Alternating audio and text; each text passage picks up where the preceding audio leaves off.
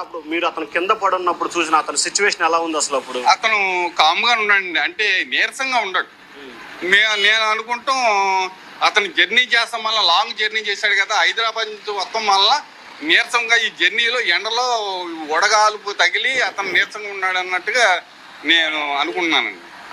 మీడియాలో రకరకాల ప్రచారాలు జరుగుతున్నాయి కదా, అతను అలా ఉన్నాడు ఇలా ఉన్నాడు ఇంకోటి అని రకరకాల ప్రచారాలు. అతను ప్రవర్తన చాలా సైలెంట్ గా ఉందండి. సైలెంట్ కూర్చున్నాడు.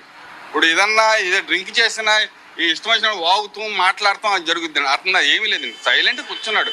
అతను పరిస్థితిని బట్టి అనుకున్నాను, అతనికి ఏమన్నా వెళ్తేమో బాగోలేదేమో అని అనుకుంటున్నానండి నేను. అంటే నీకేమనిపించింది? అతని పరిస్థితి ఏమి అనిపించింది? నీరసంగా ఉన్నారు సార్, బాగున్నారు, నీరసంగా ఉన్నారు కొంచెం అంది.